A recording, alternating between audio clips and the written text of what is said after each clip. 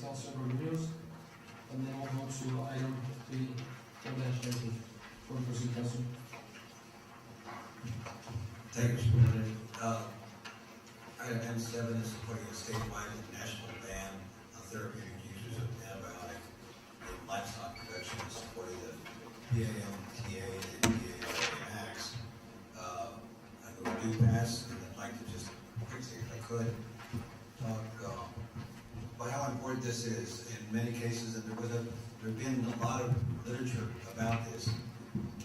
One was actually in the Outbreak Journal on Monday, September 29th, that talked about the bad practice of using antibiotics in livestock when the livestock are not ill, and they're primarily for promoting growth and trying to cover over the fact that livestock is being bred in unsanitary and dangerous conditions, mostly overcrowding.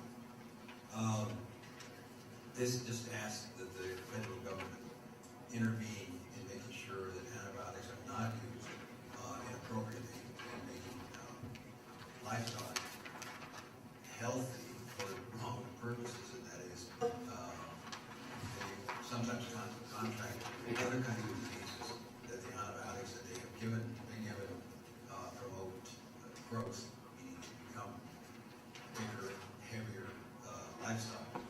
That's just the wrong thing for us to be doing. In many cases, it's been shown that farms often feed antibiotics to healthy animals to promote that kind of growth and to cover over some of the other diseases that they have. And probably ultimately the worst thing is that when those antibiotics enter through the livestock into the human,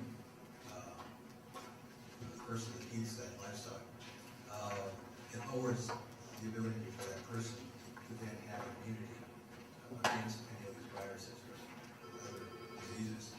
So for that, I'm offering this memorial and would urge people support and the misuse of antibiotics.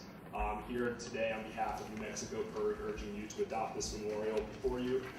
As you will hear tonight, and as Councilor Gardino very eloquently put, antibiotics are a pillar of modern medicine. These miracle drugs, however, are becoming increasingly less effective. The Centers for Disease Control estimate that about 2 million Americans become sick with resistant infections every year, and 23,000 of those die. The widespread and untargeted administration of antibiotics on factory farms is the principal cause of this problem and of resistance in humans. Like I said, they're key to modern medicine, but the cautiousness that are practiced by medical professionals to administer drugs does not always exist on large livestock and poultry operations. When factory farms discovered that they could feed antibiotics to their animals in order to make them grow fatter, faster, they began putting them daily into the feed and water of their animals. The result of this near constant exposure to antibiotics is that bacteria are quickly developing resistance.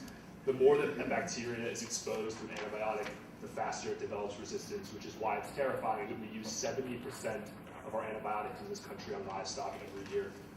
Over the last 3 months, New Mexico PERG has spoken to about 8,000 New Mexicans around the state about this issue. 3,300 of them have signed a petition urging the federal government to take action on this issue and to ban the practice of giving antibiotics to healthy animals. 286 medical professionals around the state have signed on to this campaign as well. There's massive support for this issue. Consumer advocates, the medical community, and the public are in agreement. Anything less than the decisive action to stop this reckless practice is too little. Once again, thank you very much, Councilor Gardino, Mr. President, Councilor. Thank you, Ms. Peters. Eleanor Bravo. Welcome. Thank you, Mr. President, and thank you, Councilor Gardino. I'm Eleanor Bravo. I'm the Southwest organizer for Food and Water Watch. We are working in this country to pass 50 of these kinds of memorials and resolutions to support federal legislation.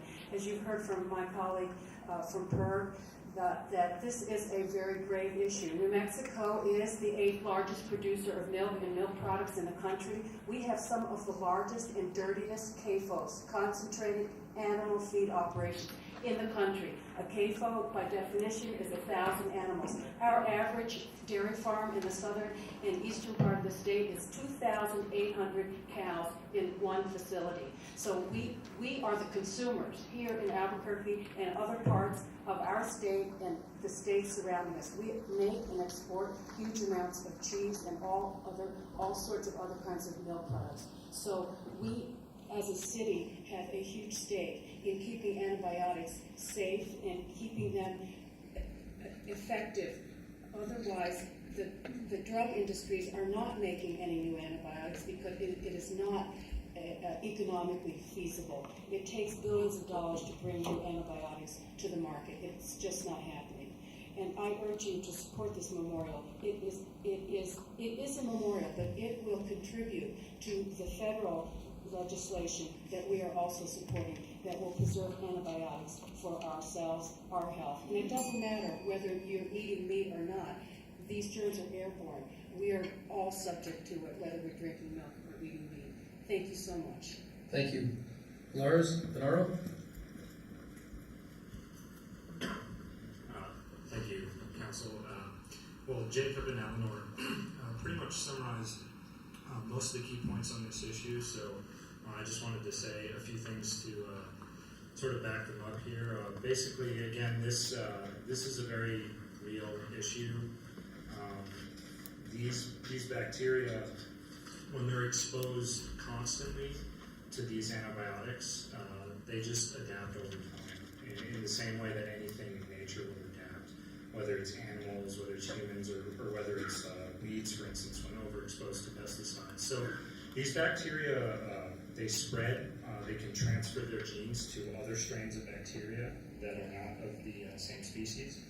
And so they're literally everywhere, and even someone like myself, who I try to eat mostly organic, is still technically at risk of being exposed to them, and especially if you're eating meat and handling meat that has been treated with antibiotics on a non-therapeutic or sub-therapeutic basis, so that means every day when they're not sick, then you're being exposed directly to those antibiotics. And something that most people are unaware of, I don't want to get too into the details of this, but antibiotics, they actually, a certain portion of them remain in your system, and especially in your colon.